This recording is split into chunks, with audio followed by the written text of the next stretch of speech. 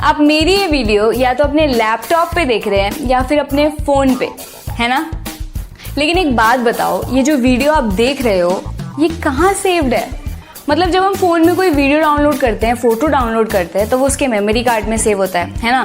Computer में कोई file डालते हैं तो वो उसके हार्ड डिस्क में सेव होता है।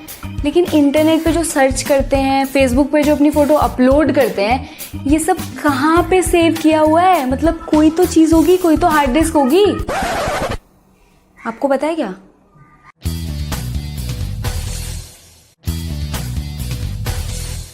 तो आज का प्रश्न बड़ा ही मजेदार है, क्योंकि हर वो गूगल सर्च जो हम करते हैं, हमारी सारी फेसबुक की चैटें और यूट्यूब की सारी वीडियोस जो हमें लगता है कि हाँ इंटरनेट पे कहीं हैं, कहीं हवा में हैं, असली में बड़ी बड़ी भारी भरकम हार्ड डिस्क में सेव्ड हैं। अब खुद ही सोच के देखो कि इतना सारा डेटा जमा करने के लिए, इकट्ठा करने के लिए कितनी सारी हार्ड डिस्क चाहिए होंगी। ये जो कंस्ट्रक्शन होती हुई आपको दिख रही है, यहाँ कोई ऑफिस नहीं बन रहा है, बल्कि एक डेटा सेंटर बनाया जा रहा है। डेटा सेंटर्स वो जगह हैं जहां हमारे इंटरनेट का सारा डेटा सेव्ड रहता है। तो जैसे कि कंप्यूटर के अंदर एक हार्ड डिस्क होती है और उसमें सारा डेटा हमारा सेव्ड रहता है, उसी तरीके से इन डेटा सेंटर्स के अंदर बहुत सारी हार्ड डिस्क होती हैं जिनके अंदर हमारे सारे इंटरनेट का डेटा सेव्ड रहता है। और ऐसे ही किसी डेटा सेंटर की किसी हार्ड डिस्क में मेरा ये वीडियो और आपके कमेंट्स सेव्ड हैं।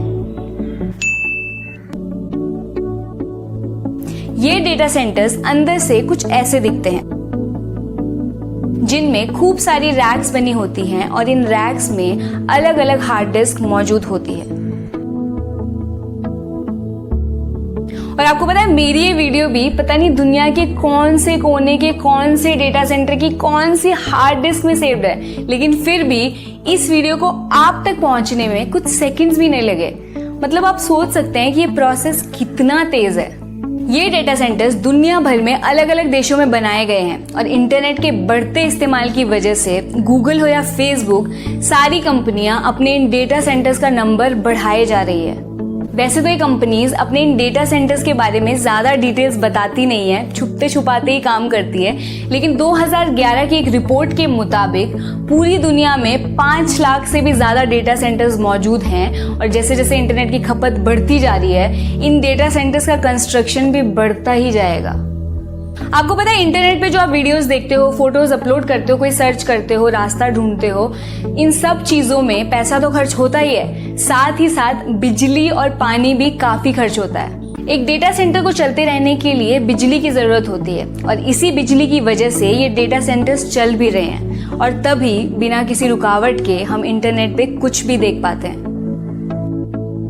तो हमारे इंटरनेट के इस्तेमाल से हमारे घर की जो बिजली है, फोन चार्ज करने में, लैपटॉप चार्ज करने में, वाईफाई को कनेक्ट करने में, इन सब में तो बिजली जाती है। साथ ही साथ इन डेटा सेंटर्स को चलते रहने में भी लगातार बिजली की जरूरत होती है। तो यहाँ पे मैं आपको एक मजेदार सी बात बताती हूँ। आपको पता है, एक गूगल सर्च में जितनी एनर्जी खर्च होती है, उस एनर्जी से एक 60 वॉट का बल्ब 17 सेकेंड्स तक जलाया जा सकता है। यस, इतना ही नहीं, हम इंटरनेट का इस्तेमाल करते रहें उसके लिए पानी की भी जरूरत होती है।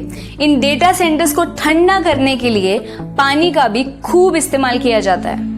तो ऐसे ही मैं एक रिपोर्ट पढ़ रही थी जिसमें बताया गया था कि सिर्फ अमेरिका में मौजूद डेटा सेंटर्स को चलते रहने के लिए हर साल करीब 600 बिलियन लीटर पानी इस्तेमाल किया जाता है। 600 बिलियन में 9 जीरो होते हैं, सोच लो। तो क्योंकि ये डेटा सेंटर्स बढ़ते ही जाएंगे और इनकी बिजली और पानी की खपत भी बढ़ती जाएगी, ये एक चिंता का विषय है। क्योंकि यार पहले इतनी कमी है पानी और इसकी, और ऐसे हम फैलाए जाएं, फेंकते जाएं। तो इसी वजह से गूगल और फेसबुक जैसी कंपनियां अपने तरीकों को बदलने की कोशिश कर रही है, नई नई टेक्नोलॉजी लाना चाह रही है कि जिससे जो बिजली खर्च होती है, जो पानी खर्च होता है इनको चलाने में, वो कम से कम इस्तेमाल हो। ये हुई ना बात, मतलब आगे बढ़ो, बिल्कुल बढ़ो, लेकिन थोड़ा ध्यान से। तो आज की इस वीडियो में हमने क्या सीखा? हमने सीखा कि भैया आगे बढ़ो लेकिन ध्यान से। नहीं, हमने ऐसा कुछ नहीं सीखा। हमने ये सीखा कि जो हम इंटरनेट यूज कर रहे हैं, जो हम रोज सर्च करते हैं, वीडियोस देखते हैं, चैटें चलती हैं जो रात भर, उन सब के पीछे क्या क्या खर्च होता है और क्या क्या चीजें लगी हुई हैं, ये जानना जरूरी था। इससे हमारी समझ बढ़ती है, दिमाग खुलता है, हमें पता लगता है कि भैया इसके पीछे भी कुछ है, ये नहीं कि ये दीवार है, इसके पीछे भी कुछ है। हेलो दोस्तों, अभी आपका घर, गाड़ी या दुकान किराए पर देना तो भूल जाइए। कुछ और मजेदार क्यों नहीं करते? डाटा सेंटर में अपना सर्वर किराए पर दीजिए। अगले 10 सालों तक हर महीने 5,000 से 2 लाख तक कमा सकते हैं। जी हां, बिना किसी झंझट के लगातार कमाई।